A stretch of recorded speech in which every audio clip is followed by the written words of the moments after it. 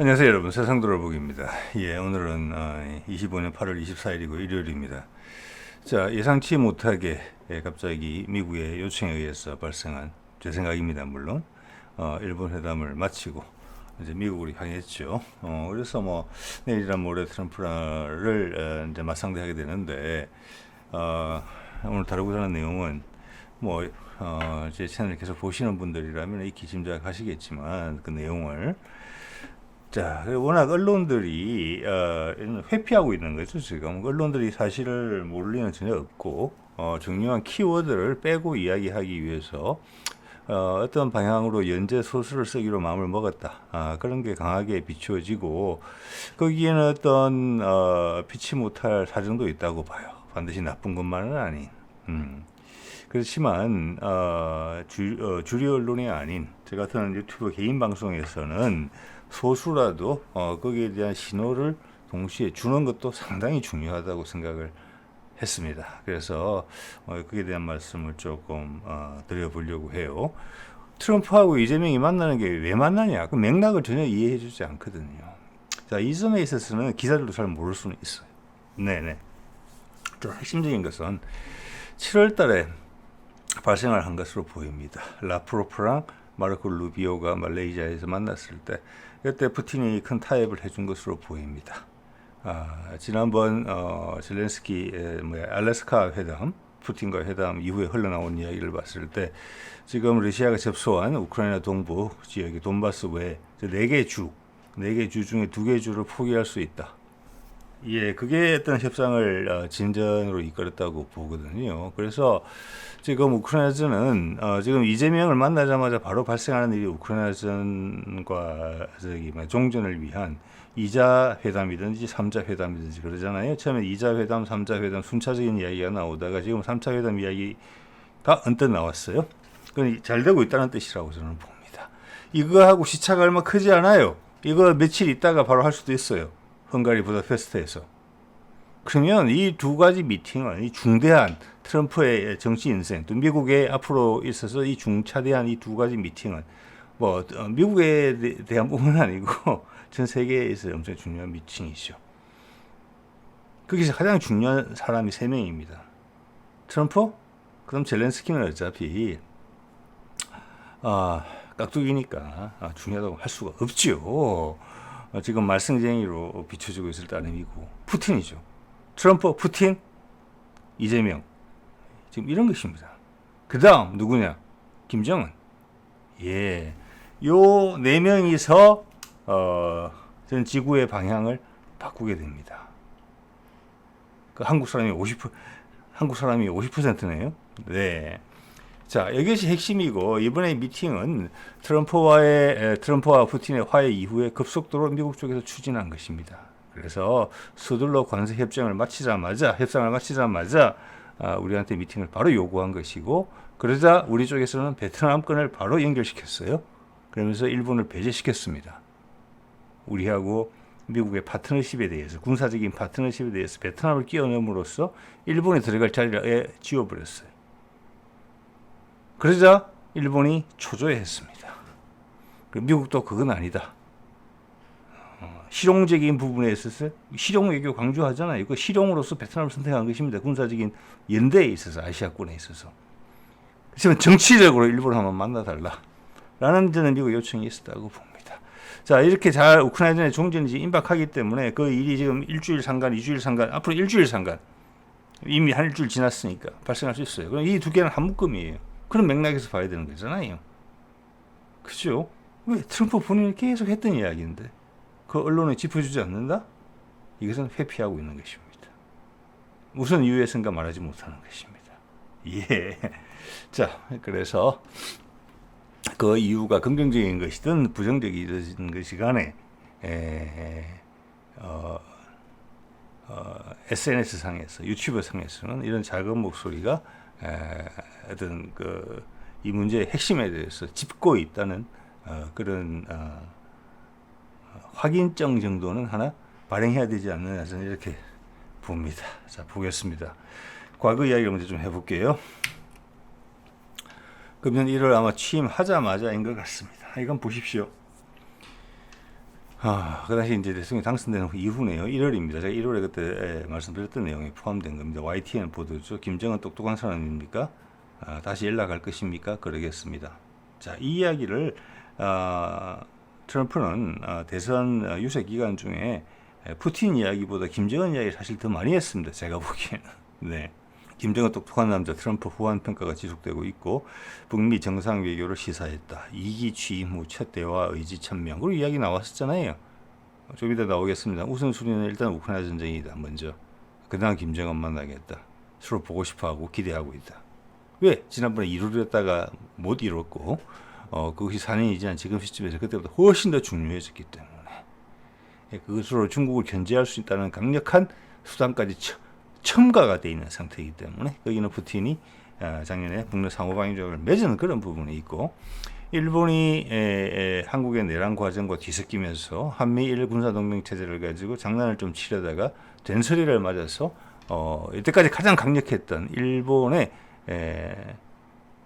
북미 종전, 북미 대화 반대 의지가 완전히 꺾였다. 그래서 호조건이다. 예. 자, 트럼프는 시간이 많이 없다. 뭐 이런 거지요. 자, 이것이 맥락이죠. 가장 큰 맥락. 그때 이런 이야기 했습니다. 보십시오. 외교 우선순위는 우크라이나와 중동이 먼저다. 북한 언급에 관심. 우크라이나 종전 협상 위에 북미 대화 이용 관측도. 자, 위에 핵심 밑에 거는 어쨌거나 YTN에서도 우크라이나전과 북미 대화가 연결되어 있다는 거, 북미 종전선이 연결되어 있다는 이야기는 했어요. 전체적으로 평화 컨셉으로 넘어간다는 거예요. 좀 이따 제가 과거 내용 들려드리는 거 한번 더 보시면 아시겠지만 지금 트럼프가 이야기하는 북미 종전의 전제 조건 한반도 비핵화죠. 그런데 우리 윤석열은 핵무장을 하려고 했어요. 우리 남쪽에서. 그런데 트럼프는 좀 이따 확인하시겠습니다만은 중국과도 비핵화, 핵무기 줄이자는 합의를 하려고 합니다. 러시아 포함해서. 러시아는 동의했다. 그럼 중국이 동의하지 않기가 어려울 거예요. 파키스탄과 인도가 화해를 하려면 제가 그런 내용을 몇 번 말씀드렸는데 의견을 그것도 핵심은 서로의 핵무기 폐지예요. 그죠? 자, 이것은 트럼프가 당기는 글로벌 어젠다입니다. 거기에 윤석열이 막았었던 거예요. 혼자 개인의 힘으로. 일본도 이야기했었죠. 이시바도 미국이 이렇게 신경 안 써주면 한미일 군사동맹 안 하면 중국의 위협도 있고 북한의 위협도 있는데 우리는 핵무장 할 수밖에 없다는 이시바 이런 표현도까지 했어요. 작년 말에 제가 소개해드렸잖아요. 윤석열이 그런 말 할 때 핵무기 하겠다, 무장하겠다, 검토하라. 그때 나토의 사무총장이 날아와서 빌려주겠다 이런 이야기까지 했었죠. 예, 이게 큰 부분이 꺾여서 넘어간 겁니다. 자, 트럼프는 일관되게 이야기하고 있어요. 우리는 계속 돈키호테로 표현하고 있잖아요. 아니에요.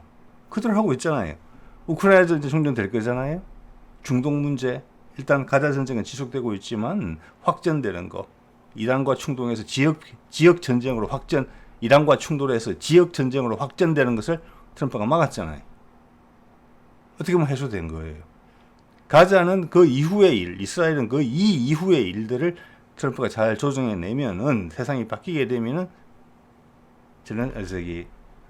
네타냐후는 바로 압박을 받고 무너지게 될 것입니다. 어떤 식으로든지 간에 스스로 무너지든지 내부의 정치적 압박 때문에 내지는 주변국의 압박에 의해서 무너지게 될 것입니다.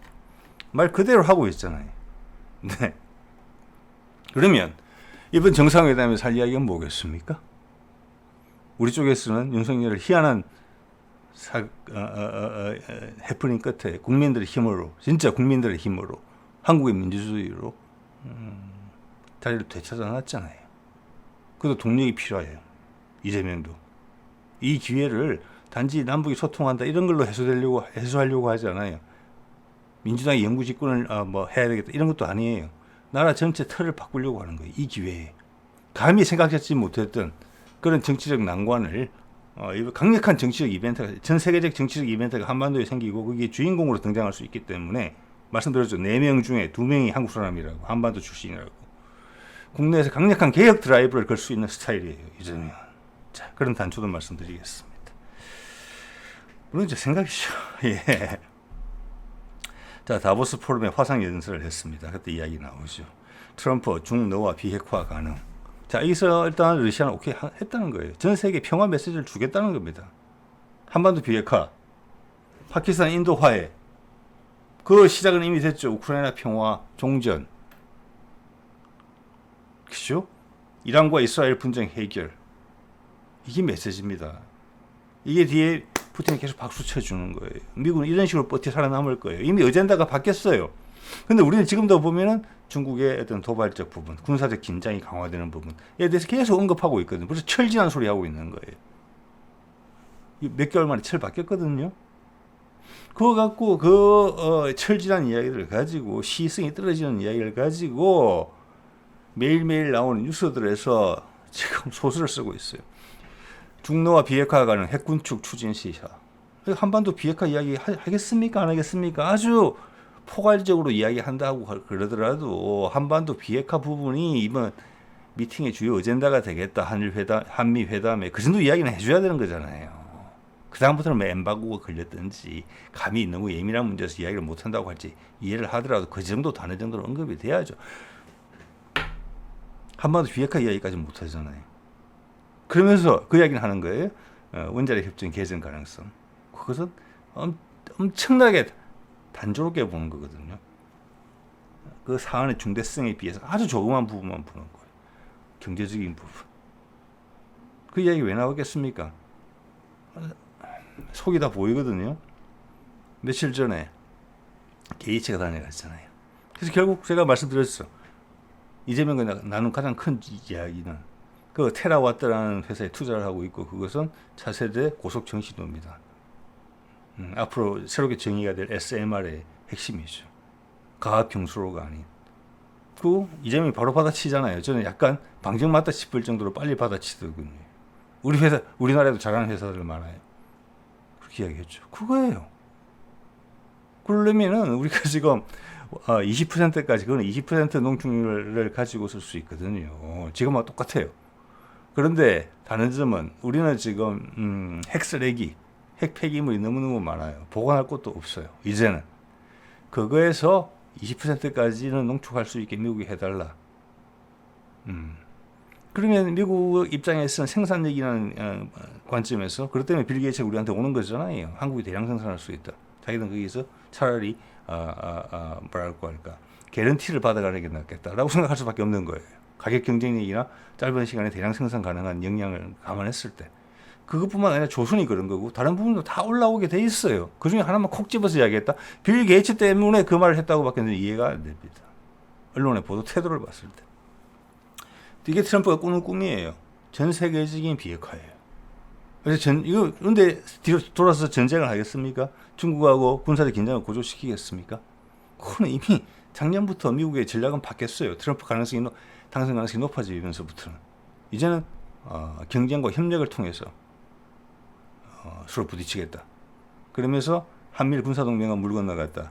기존에 미일 방위조약 그리고 한미 방위조약으로서 가름하겠다. 즉 군사적인 긴장을 동북아에서 고조시키지 않겠다. 그럼 일단 대만의 기존의 정치 세력들이 좀 떨떠름하긴 하겠지만 군사적 긴장은 고조되지 않을 거예요. 이것도 보시죠. 이게 지금 트럼프의 그 플랜카드라니까요. 이거는 중국의 시진핑이 예측하지 못했던 부분이에요. 중국은 미국이 항상 딥스테이식으로 패권 구도를 장악하겠다는 그런 의도로 나는 절대 그냥 안 밀려날 거야. 한번 찍소리는 할 거야. 이런 식의 작전을 계속 쓸 거라고 판단하고 있는데 트럼프는 전혀 다른 작전을 쓰고 있는 거거든요. 그래서 계속 빵빵빵빵 터뜨리거든요. 이때까지 막혀있었던 패권 구도, 블록이 형성되기 때문에 막혀있었던 그 통로들을 다 뚫어내겠다는 거거든요. 그러면서 상업적인 효과를 극대화하겠다는 거거든요. 이거는 시진핑은 상당히 당혹해하고 있다고 보셔야 돼요. 그 핵심이 이번 이재명 트럼프 미팅입니다. 왜? 우크라이나 종전이 임박한 것으로 보이거니까요. 그래서 향후 판을 어떻게 짤 것인가? 언론의 보도는 상당히 제한적이겠지만 서로의 그 약속을 확인하러 왔을 거예요. 그게 상당히 많은 준비를 했을 거예요, 우리가. 자, 안보실장 정도만 일본에 따라갔고 오늘 보니까 비서실장 경우는 오늘 미국으로 바로 출국했고 외교장관 같은 경우도 일본 안 가고 바로 미국으로 가서 루비오랑 회담한 기사가 나오거든요. 일본은 갑자기 간 겁니다. 예, 그냥 안 가도 그냥 우리가 그렇게 할 것을 그냥 확인만 시켜준 거예요. 그런데 일본의 이시바는 안동 소주, 안동 찜닭까지 꺼내면서 우리한테 엄청나게 많은 신경을 썼어요. 우리가 일본의 장래에 있어서 발언권을 가지고 있다는 것입니다. 미국에 영향을 줌으로 해가지고. 예, 그래서 기술 교류 이야기를 했잖아요. 좀 나눠달라는 겁니다. 네. 자, 전쟁 종료 위에 중국의 협조 필요하고, 중국도 현재는 우리보다 핵무게 적지만 4, 5년 후면 추월당할 것이다. 군사적으로도 그렇다는 것입니다. 총괄적으로. 예, 지금 여러분 보도 나온 거 보시죠. 중국이 이번에 뭐 9월 달에 기념일을 맞아서 신무기를 엄청나게 준비하고 있다고, 시진핑이 위축되고 있거든요. 근데 그들은 그렇게밖에 풀이를 못 합니다. 트럼프의 방향과는 완전히 반대대로 가고 있잖아요. 중국은 갈수록 보면 볼수록 치명타를 맞을 가능성이 있다고 봅니다. 유연성이 너무 떨어지고, 푸틴과 트럼프가 새로 짜놓은 판, 거기다가 이재명하고 김정은까지 올라타는 판에 완전히 적응이 안 될 것 같아요. 중국이 협조 필요하다. 이게 대만 해협에서 강공을 취하는 것보다 훨씬 나은 거예요. 이게 트럼프식 햇볕 정책이에요. 햇볕 정책. 예, 그게 임박해 있잖아요, 지금. 자, 그런 것 때문에 전 언론이 조심한다는 부분도 있을 수 있다고 봅니다. 그 점을 이해해요. 그렇지만 작은 목소리라도 핵심이 왜 우리가 이게 주인공이고 우리가 당사자잖아요. 그런 이야기를 해야죠. 자, 오늘 타스통신 홈페이지입니다. 제가 좀 전에 봤습니다. 가장 큰 대문 기사가 위에 인상적으로 보이시죠? 제가 이걸 체크한 이유는 뭐냐? 혹시 우크라이나 종전 문제에 있어서 어깃장이 발생했나, 예상치 못한, 이것을 확인하기 위해서 본 것입니다. 오늘 내용을 전개하기 전에. 근데 딱 보니까 이 기사가 딱 대문에 실려 있네요. 보이시죠? 금년 늦은 봄 이후로 미국은 우크라이나가 에이테킴스 아시죠? 천무에 들어가는 사그림 400, 500kg짜리 전술 탄도탄이죠. 탄도도 한 500kg까지 실을 500kg 가까이 될 겁니다. 그렇게 실을 수 있으니까 300에서 500kg. 그 정도 수준을 행사할 수 있는 에이테킴스를 가지고 러시아 내부를 공격하지 못하게 했다는 기사가 대문 기사로 떠 있습니다. 그 월스트리트 저널 보도를 인용해서요. 이것이 의미하는 바가 뭡니까? 지금 제가 지난 한 일주일 동안 서너 차례 타스통신 내용을 소개드립니다만, 왜 지금 그 상황을 정확하게 판단해야 되는 거니까, 러시아 쪽도 그런 분위기를 타고 있는 것인지, 그 분위기는 낙관적인 분위기는 계속 이어지고 있습니다. 그래서 미국 측에서 나오는 이야기도 헝가리 부다페스트에서 2자 회담이냐 아니면 3자 회담이냐, 3자 회담 이야기가 솔솔 나오는 것 같거든요. 진행이 빠르다는 겁니다. 그게 당장 다음 주에 될 수도 있어요. 지금은 뭐 한 달 뒤에 미팅을 잡고 2달 뒤에 미팅을 잡고 이러고 있는 판국이 아니에요. 우리 베트남 미팅도 그렇고 일본 미팅도 그런 거예요. 지금 이 미팅도 한 달도 안 됐잖아요. 미국 가서 하는 미팅도 8월 1일 날 그때 트럼프가 이야기했죠. 2주 만에 만나자. 2주는 지났지만 한 달 아니잖아요, 아직. 이렇게 세상이 긴박하게 돌아가고 있는 것입니다. 회오리가 치고 있는 것이죠. 그 밑에 왼쪽 기사도 조금 흥미진진하죠. 여기 보면 뭐냐, 영국이 지금 IMF에다가 돈을 빌려야 될지 모르겠다는 이야기가 나오고 있어요. 영국 엄청나게 망가졌다는 이야기입니다. 이거 우리나라에서 보도 안 해주잖아요, 이런 거. 이게 거짓말 했겠어요? 여러분 찾아보세요. 좀 보지는 않았어요. 제목만 보고 말씀드리는 겁니다. 영국이 G7 국가 중에서 제일 상태 안 좋아요. 프랑스도 상당히 안 좋지만 영국 더 안 좋습니다. 예. 우리에게 보도를 안 해주죠.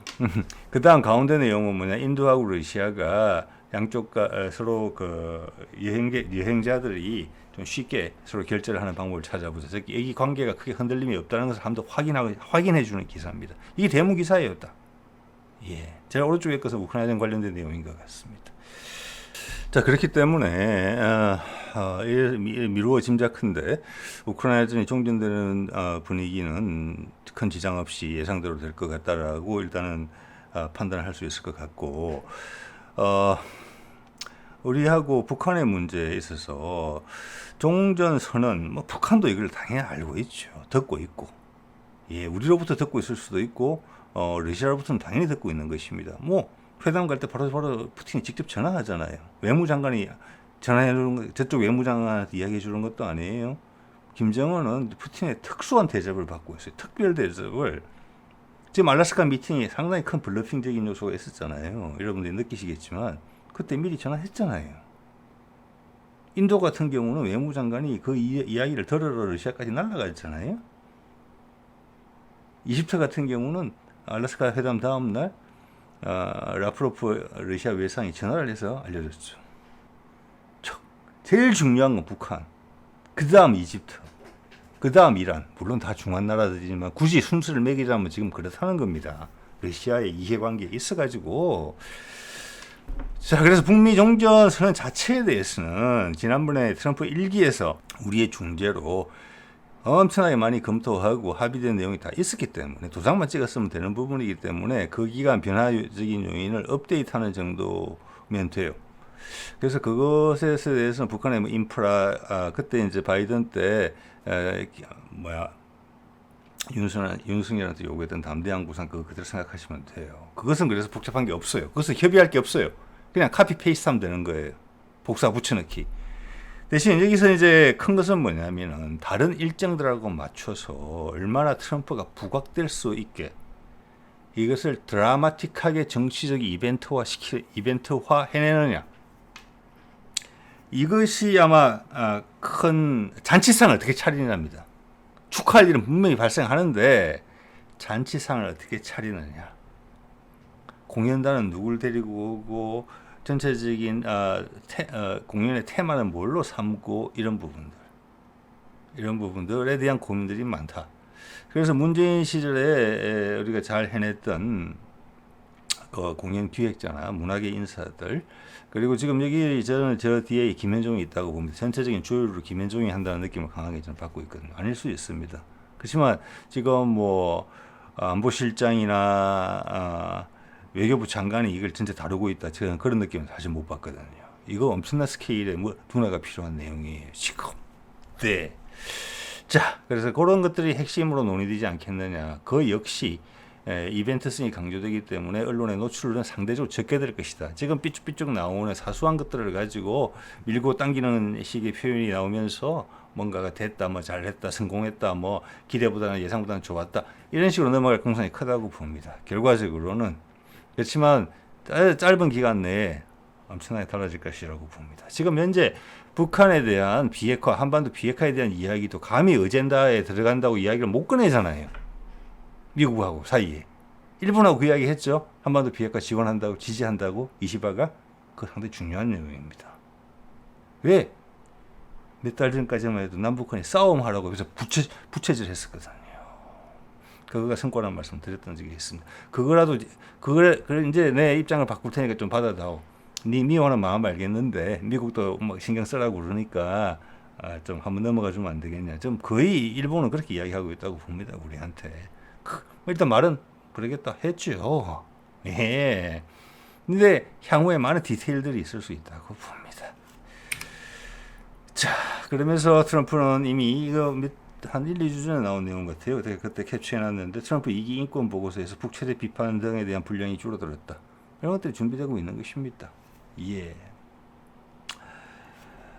자, 그래서 지난 7월 이후에 큰 게 전개가 됐었다. 저는 이렇게 보고 그때 라프로프가 루비오하고 만나서 제가 추정컨대는 밑에 2개의 줄을 양보하겠다는 제안을 하고 나서 급진전이 있었다고 보고 그것은 트럼프가 이스라엘과 이란을 휴전시키고 유럽에 가서 유럽의 국가들을 트럼프의 생각에 동조하게 만들었다는 부분, 더 이상 러시아에 대해서 적대적인 행동을 안 하겠다라고 교통정리를 해준 이후에 어떻게 보면 푸틴의 선물이었다. 그래서 서로 주고받으면서 된 것이다. 예, 그때 라프로프가 돌아가는 길에 김정은을 만나고 갔죠. 그러면서 알래스카 미팅하기 전에는 전화 푸틴이 직접 했었죠. 예, 이것은 뭐 그쪽이 정보가 느려서 세상 물정을 몰라서 그런 맥락을 이해하지 못해가지고 이 일이 어긋나거나 불편해진다 이런 것은 없다고 보시면 딱 될 것 같습니다. 그리고 이런 것도 보시다시피 이것을 맥락으로 연결 안 해줘서 그렇지 차근차근 그 다음 단계를 위한 미국도 준비를 해오고 있는 것이 보이잖아요. 여러분 제가 쭉 드리는 말씀 들어보시면은 아마 그런 생각 들 거예요. 아 트럼프가 정말 영민하게 일처리를 하는구나라고 느끼실 겁니다. 그가 지금 할 수 있는 미국의 패권국으로서 할 수 있는 희한한 돈키호테 짓을 하면서 끌고 가고 있는 거예요. 왜? 지금 기득권 세력들이 그한테 그렇지 않으면 엄청난 압박을 줄 거거든요. 그가 진중한 사람이라면 쉽지 않았을 겁니다. 이런 상황들이. 네. 거의 삼국지 수준이에요. 트럼프나 일처리하는 게 보면은. 그 다음 국내 이야기 잠깐 해볼게요. 이것도 이 상황에 상관이 있다고 봅니다. 경향신문. 문재인을 조국이 찾아가서 만났다. 최강호가 같이 갔다. 뭐 이런 이야기가 있더라고요. 오늘 같은 날 올 거라 믿었다. 조국. 여기서 핵심 단어는 조국의 광폭 행보입니다. 조국의 광폭 행보. 여당 견제론. 민주당 내에서 견제하는 이야기가 나온다. 박지원하고 아마 호남권의 국회의원 한 사람 것으로 보이는 사람이 이 기사에 딸려 있었습니다. 자중해야 되는 거 아니냐. 국민이 비판하는 사람들도 많다. 이런 의견을 표현했는데 그것이 말해주는 바는 여러분 분명하다고 생각합니다, 여러분. 저도 최근에 몇 번 드렸습니다만 지금 이 큰 물결 쪽에서 판가름 날 수 있잖아요. 금년도 가을에 APEC까지 경주 APEC까지 연결이 되면서 분명히 일단 그것을 큰 지표로 지금 큰 기준점을 삼고 있다는 게 분명해져요. 경주 APEC 전과 후가 확 달라지는 세상이. 그래서 그 가장 뭐랄까 효과적인 순간을 딱 골라서 펑 터뜨리려고 하겠죠. 예. 자, 그것을 이재명은 내부 정치적 부분에서 어떻게 활용하려고 하느냐. 호남권이 지금 지난번에 국회의원 선거를 통해서 서울 수도권에 있는 소위 오래된 그 수박들을 쫓아냈지만 어떻게 보면 그 몸통 가장 강력한 지지를 구사해주는 지지를 보여주는 호남권에 있는 국회의원들을 개혁하기는 정말 쉽지 않을 거예요. 근데 항상 위험 요인이 있죠. 그렇기 때문에 우원식이 그 내란의 와중에 내란의 전체적으로 파악이 안 된 상황에서 우원식이 그 이야기를 했죠. 국민의힘도 원하고 민주당에서 원하는 헌법을 바꿔서 새로운 정치체계 제왕적 대통령제 폐해를 수정할 수 있는 방안으로 가야 된다라고. 그 상황에서 그런 이야기까지 했잖아요. 기회가 조금 주어지니까. 이건 뭐겠습니까? 내각제거든요. 그것이 그 말은 뭐냐면은 지금 우리가 민주당 내부의 사정을 속속들이 몰라서 그런데 지금 호남 지역에 오랫동안 했던 사람들은 상당히 부담을 느끼고 있을 거예요. 그 지금 지자체장도 마찬가지예요. 지금 광주시장이나 전남도지사 같은 경우에 지난번에 피박함 썼잖아요. 대통령과의 직접 만남을 통해서 무항공항 문제를 가지고 그것이 시발점이거든요. 그래서 개혁하겠다는 거, 인적 쇄신을 하겠다는 거예요. 근데 그들은 민주당의 핵심이고 강력한 지지를 몰아주는 거예요. 그러니까 쫓아내면 안 되고 교체를 해야 되거든요. 교체를. 그 교체 카드, 흔들 수 있는 카드 중에 하나로 조국을 쓰겠다는 거예요. 그래서 조국의 광폭 행보고 그걸 견제하는 거예요. 자, 정동영 같은 사람은 전북 출신이지만 거기서 의사가 있는 사람은 충분히 기회를 주고 활용해서 쓰겠다는 것이고 박지원도 적당한 타이밍에서 올라탈 거예요. 가능성이 높아요. 그렇기 때문에 문재인이 박지원한테 찬밥 시절 이제 은퇴해야 되나 생각하고 있는 박지원한테다가 국정원장이라는 중책을 준 겁니다. 자, 그런 식으로 역량이 있어서 활용하는 것이 가능한 사람들은 활용이 되고 그것 또한 흔드는 방법으로 사용되는 거거든요. 그렇지 않은 사람은 교체를 하겠다. 조국당으로 할 수도 있다. 그렇기 때문에 제가 조국당은 이거 여기서 분명히 조국 이야기합니다. 내년 지방선거 그 다음 해에 두 해 뒤에 오는 국회의원 선거에서 하겠다. 그 다음에 민주당 합당하면 돼요. 즉 제 2차 수박 청소 대행진에 들어간 거예요. 지금 이것은 민주당의 핵심 지도부 지금도 남아 있단 말이에요. 아까 우원식 이야기를 제가 했잖아요. 그들은 정 안 되면은 우리가 분당을 해서라도 이 지지를 다 안고 분당을 해서 국민의힘과 손을 잡을 수도 있다. 보수 진보 대통합당을 만들면서 이런 식으로 슬로건 걸 수 있잖아요. 그러면서 서로의 안전을 보장하기 위해서 내각제로 간다. 이게 그 사람들이 바라는 꿈이에요. 그렇게 튈 거예요. 자, 그것을 단도리 하면서 알맹이를 바꿔야 돼요. 그게 조국이 별동대로 등장했다고 볼 수 있는 거예요. 자, 이 혼란을 덮을 수 있는 강력한 이재명의 드라이브가 필요해요. 정치의 성과물이. 그래서 트럼프 못지않게 우리 정치판을 바꿀 수 있는 수단으로서 남북 교류, 북미 종전선을 활용하려는 의도가 여기 보여요. 찍소리 못하게 만들겠다는 거죠. 좀 두고 봐야 될 게 같습니다만 지금 조국의 이 광폭 행보를 그거밖에 설명할 수가 없어요. 저는. 자, MBC 뉴스에서 뭐 천편일률적인 보도를 쏟아냈는데 한번 볼게요. 방위비, 원자력, 농산물, 워싱턴 긴박한 협상전. 자, 쭉 이제 맥락 더 이상 말씀드리지 않게요. 미국은 지금 한국이 가운데 중재자가 어긋나 버리면 끝나는 겁니다. 트럼프의 모든 계획이 다 끝나는 거예요. 우크라이나 정전 이거 뭐 여기까지 다 여기가 활용 점정이거든요. 자, 우크라이나 종전은 북미 종전을 하기 위한 준비 단계에 불과한 거예요. 근데 여기서 그 중재를 지금 미국은 한국을 통해서 북한과 통화를 이렇게 소통을 한다고 봐야 되거든요. 그래서 한국이 어긋나면 안 되기 때문에 지금 다른 나라들 같은 경우에 관세를 가지고 장난을 친다든지 뭐 마음에 안 드는 나라들한테 벌을 준다든지 그리고 뭐 실제적으로 돈을 벌겠다는 돈도 상당히 많이 벌고 있거든요. 관세를 통해서. 이런 것으로 접근할 수는 있지만 한국은 관세가 저 뒤에 있는 우선순위에서 엄청 밀립니다. 자, 볼까요? 방위비. 방위비는 우리나라 방위비를 올려야 된다라는 부분에서 합의가 나올 것 같고, 이것은 우리도 원하는 바입니다. 이제 베트남까지 도와줘야 되고, 일본 도움이 없이 우리끼리 하겠다라는 이야기를 피력한 게 문재인 때부터 피력했고, 국방에 강력한 투자를 해왔습니다. 거기에 미국이 발맞춰줬죠.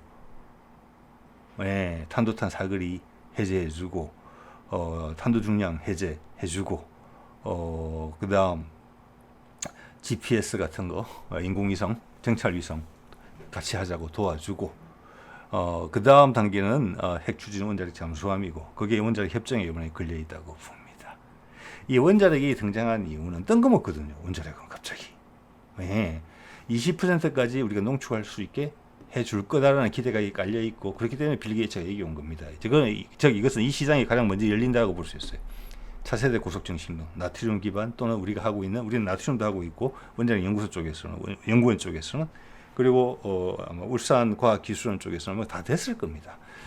러시아 방식의 나비스무스 방식으로 어차피 둘 다 액체 금속을 이용해서 열 전달을 하고 냉각을 시키는 거예요. 원자로를 소형. 그 두 가지 기술을 다 러시아에서는 활용하고 있습니다. 이걸로 대체하겠다는 것이고, 현대중공업이 원자력 추진 선박 디자인을 내놓은 그 엔진도 이 엔진이고, 우리 차세대 핵추진 잠수함에 들어갈 엔진도 그 엔진이고, 제가 봤을 때 우리 중형 항모도 원자력 추진으로 갈 가능성이 크다. 왜? 이때까지 우리가 사용해본 방법을 보세요.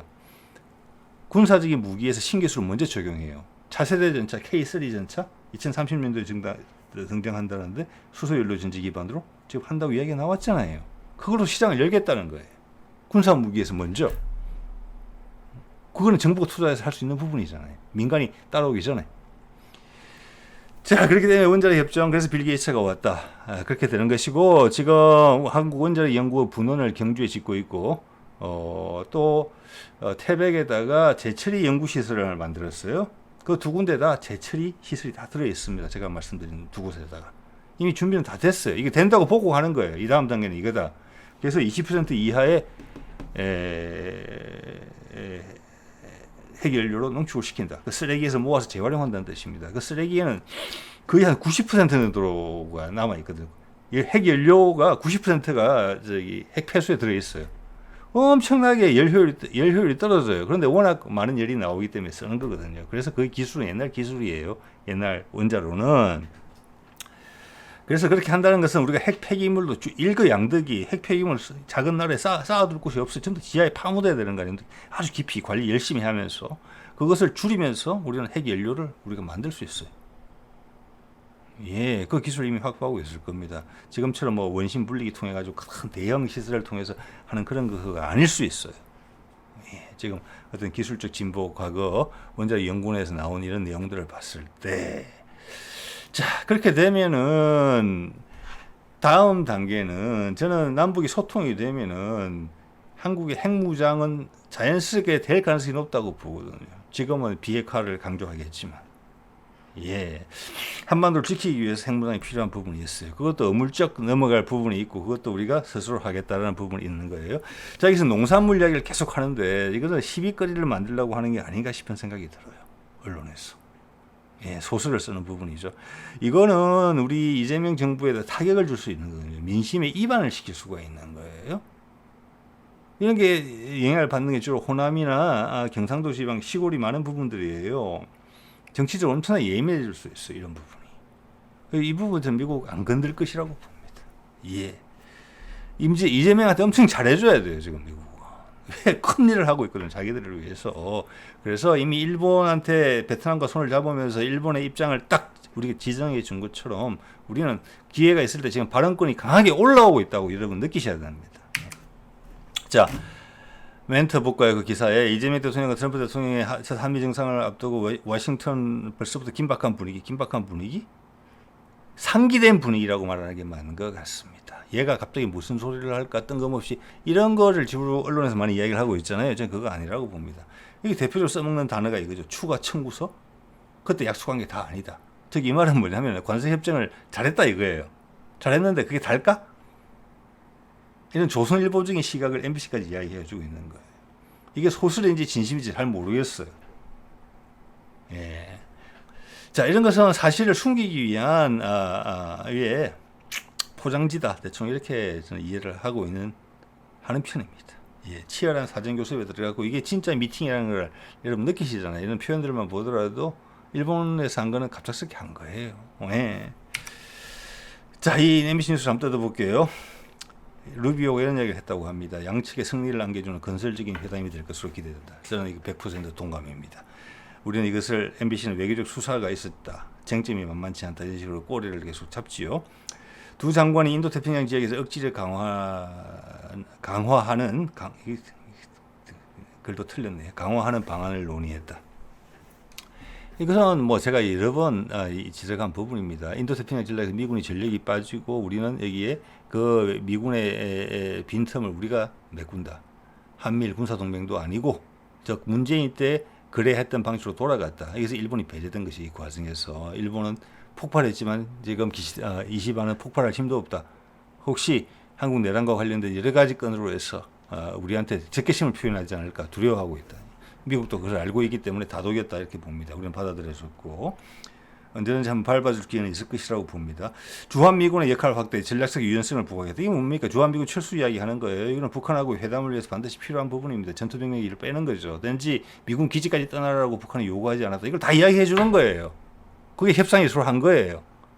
자, 그러면 주한미군 방위비 분담금을 올려달라고 말하면 말이 되겠습니까? 이 상황에서 미군이 빠져나간다고 하는데 택도 아닌 소리잖아요. 이것은 기사를 만들기 위한 기사다 이렇게밖에 볼 수 없습니다.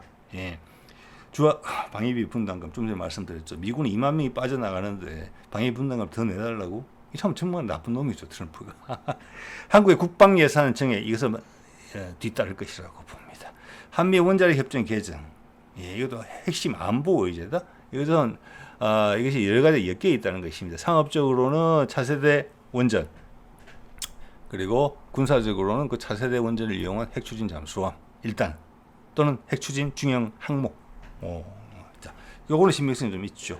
루비오 장관이 이런 이야기를 했다고 하죠. 이재명 대통령이 일본을 먼저 방문한 것은 현명한 선택이었다. 본인들이 요청한 것을 받아들여줘서 고맙다. 처신을 잘해주셨다. 이런 말이라고 생각을 하고요. 그리고 맨 밑에 이런 내용이 있네요. 중국 견제 등을 위한 한미일 협력 강화를 강조하려는 의도가 엿보입니다. 이거는 정말 무미건조한 이야기죠. 바이든 때 언론에서 다 보도했잖아요. 열심히 우리가 국회에 보고도 하지 않고 한미일 간 군사동맹을 위한 뭐 의정서 같은 거를 체결한 좀 흔적이 있단 말이에요. 부인하긴 했지만 그것이 미국, 일본이 강력하게 우리한테 주도를 했던 부분이었습니다. 예. 어쨌거나 한미일 협력 강화를 강조하는 의도가 엿보인다. 그래서 뭐 그때에 비해서는 지금 상황이 전혀 달라지고 있죠. 지금은 어떤 평화적인 경쟁을 통해서 체계 경쟁을 통해서 문제를 해결하겠다, 경쟁하겠다, 군사적으로 대결하지 않겠다. 이것이 미국의 입장입니다. 예, 오늘 쭉 아까 뭐 비핵화 이야기까지 다 감안했을 때 여러분이 충분히 납득을 하시리라고 보고요. 그것이 미국판 햇볕 정책입니다. 이것이 중국한테 더 힘듭니다. 왜? 중국의 체계는 미국한테 이기기 위한 패권 구도에서 이기기 위한 많은 걸 희생한 어떤 강력한 창끝처럼 나라의 구조를 만들어 놓은 거거든요. 근데 저쪽에서 뭐 어떤 창을 갖다 대든 미국이 어떤 칼을 갖다 대든 우리가 이길 수 있다는 그런 거예요. 그런데 미국이 갑자기 창칼을 거두고 게임을 하자라고 하는 거예요. 게임을. 갑자기 창을 분해해가지고 다른 걸 만들어야 되는 입장이에요. 중국이. 거기는 지도 체제의 경직성도 같이 엮여져 있고 문화적 진보에 있어서도 해외로부터 좀 소외돼 있거든요. 많은 부분이. 그냥 어쨌거나 미국을 끝장내겠다. 이거에 국한되어 있었기 때문에 이것이 더 힘들다. 햇볕 정책이 저는 그렇게 보는 입장을 가지고 있습니다. 중국 문제에 대해서 미국의 강경한 입장을 공동성명에 어떻게 반영할지는 언제 떠올랐습니다. 이것은 잘못된 표현이죠. 이것은 MBC가 세상 돌아가는 걸 전혀 모른다는 겁니다. 이미 우리는 경쟁을 통해서 우리의 영향력을 지키기 위해서 노력하겠다고 미국이 이야기를 했잖아요. 자, 그래서 한국이 전 세계 비핵화를 하면서 정치적인 메시지를 미국이 우선적으로 끌고 가겠다. 그리고 자기 전체적으로 세계 시장이 커져야 되는 부분이 있으니까 그것은 중국도 마찬가지였거든요. 그래서 1대1로 하는 이유도 그거잖아요. 중국이 서부적으로 계속 개발하면서 시장이 계속 형성돼야 되기 때문에 똑같은 방법이었어요. 중국 1대1로를 통해서 중앙아시아, 유럽에 연결되고 했죠. 아프리카까지. 미국도 똑같은 거예요. 시장이 커지려면 새로운 무역로가 열려야 돼요. 무역로가 열리려면 기존의 블록 체계, 패권 체계에서 경계선을 걷어야 되는 거예요. 대표적인 한국이죠. 그래서 아제르바이잔, 아르메니아 말씀드렸고 가자, 아프리카 연결하고 이집트, 파키스탄, 인도 화해될 수 있다. 비핵화로 같은 컨셉이에요. 그러면서 미국이 하나 더 할 수 있는 것은 새로운 기술의 표준을 우리가 먼저 제시할 수 있다. 그래서 미국이 아직 기술적 우위가 있는 부분이 있으니까 AI나 예를 들어서 차세대 원전이나 몇몇 부분에 있어서는 그렇잖아요, 그죠? 그 부분을 최대한 활용하고 새로운 표준을 만들 때 중국의 생산력에 따라잡힐 수가 있기 때문에 그 파트너로서 한국을 선택한다. 이겁니다. 그래서 중국이 더 뭐라고 할까 새로운 체계로 넘어가서 새로운 비즈니스가 많이 창출되는 부분이 있는데 그게 올라타기는커녕 소외될 수 있게 만든다. 이런 부분 복합적인 전략을 쓰고 있는 거잖아요. 그렇기 때문에 미국의 중국 문제에 대해 미국의 강경히 하는 입장은 나올 게 없습니다. 여기서는. 네, 하던 대로 하면 되는 거예요. 북미 종전선언 하는 게 중국한테 가장 강경하게 타격을 주는 방식이에요. 어차피 북미 상호방위전을 통해서 중국은 북한의 영향을 전혀 행사할 수밖에 없어요. 전혀 행사할 수가 없어요. 유라시아 대륙과 연결될 때도 한반도 라인을 통하게 될 것입니다. 그리고 미국과 러시아 그 외 세력들이 중국의 1대1로가 뻗어나가는 쪽으로 다 잘라내고 있잖아요. 지금 인도도 자르고 나갈 거예요. 아마 고립될 겁니다. 예, 해안선도 좁은데 그 해안선은 대양 해군이 하고 어깨를 겨뤄야 될 것입니다. 예, 그래서 이것은 전혀 필요 없는 이야기라는 거죠. 자, 한미 정상회담 D2 조율, 조선 협력 강화, 조선업은 여러 가지 업 중에 하나입니다. 저는 미국의 한화를 무시하는 건 아니지만 미국의 조선소 하나 인수했다고 해서 그 조선소가 갑자기 한국처럼 생산력이라는 부분에서 그렇고 가격 경쟁력이라는 부분에서 올라설 수 없다고 봅니다. 자, 우리나라 조선소가 강한 것은 조선 자체의 혁신이라는 부분도 있지만 그 주위에 연관 기업들이 우리 동남해안에 다 포진돼 있고 수십 년 동안 손발을 맞춰온 부분이 있거든요. 미국은 그렇게 해줄 수 있는 데가 없어요. 자, 이것은 우리 쪽에서 추주를 많이 따기 위한 정치적인 제스처다. 그 고용을 좀 발생시키고 미국에서 할 수 있는 일을 시킴으로 해서 그렇게 보고요. 이미 일단 빌 게이츠가 왔기 때문에 지금 당장 원자력 협정이라는 이야기가 바로 나오잖아요. 예, 자, 말씀드린 것처럼 우리는 핵 폐기물 무지하게 많습니다. 부담스러울 정도로 이것을 농축할 수 있게만 해준 것도 엄청난 것이고 이것이 왜 농축이 돼야 되느냐. 안전한 원전 사용될 것이라는 확인을 해주면 되는 것입니다. 미국이. 그 빌 게이츠가 인사하러 왔다는 것은 그 이야기가 가능성이 크다. 그래서 뜬금없이 원자력 협정 이야기가 계속 뜨고 있다고 생각을 하는 것입니다. 자, 다른 것도 마찬가지죠. 일론 머스크가 트럼프랑 사이가 틀어졌음에도 불구하고 우리 삼성한테 AI 칩을 맡긴다. TSMC를 버리고 그리고 그 외 뭐 다른 기업들도 보면은 뭐 큰 배터리 건수를 우리한테 줬다. 이런 일들이 계속 또 발생할 것입니다. 예. 그리고 빌 게이츠까지 지금 그가 가진 그 지분을 많이 가진 테라와트의 이 미래를 위해서 한국을 지금 두드리고 있는 거잖아요. 이런 부분들은 AI 부분, 뭐 넷플릭스가 문화적으로 먼저 했다고 봐야 되겠죠. 쭉 따라올 것이라고 보고 이것은 북미 종전선언과 맞물려서 전방위적으로 확대될 거라고 봅니다. 네. 자, 그런 와중에 일본 같은 경우는 TSMC 구마모토의 제2 공장 짓는 게 연기가 됐죠. 1 공장은 바이든 때였고 바이든 때문에도 기시다가 일본에 영향을 행사하고 있었다는 겁니다. 자, 미국에 있어서 반도체 안보. 하나는 메모리 반도체 위주의 삼성, 한국. 두 번째는 전문 반도체, CPU 같은 것에 들어가는 칩을 만들어주는 대만의 TSMC. 그 두 개가 미국에는 다 중요하다. 미국과의 중국과의 경쟁에 있어서도. 근데 대만은 원 차이나 팔러시 때문에 하나의 중국 정책 때문에 좀 애매한 구석이 있다. 그래서 그들의 반도체 안보를 지키기 위해서 그 공장의 백업 공장을 일본에 짓게 했다. 그런데 트럼프 들어서면서 그것이 연기가 됐다. 그건 뭐냐? 파트너가 한국이 됐다는 뜻이라고 저는 생각을 합니다. 자, 그래서 정상회담 방위비 최대 이슈 이것은 우리도 감사히 받아들일 내용이라고 봅니다. 그런데 방위비 주한미군 분담금 절대 안 올라간다고 생각합니다. 올라가도 형식적으로 올라간다는 거죠. 말이 안 되잖아요. 2만 명이 빠져나갈 건데 그 돈을 올려달라는 게.